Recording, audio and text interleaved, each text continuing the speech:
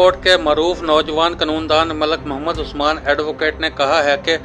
corona जैसे मुज़ीब मर्ज के दौरान जहां पूरी दुनिया परेशान है, मैं पाकिस्तान फ़ौज,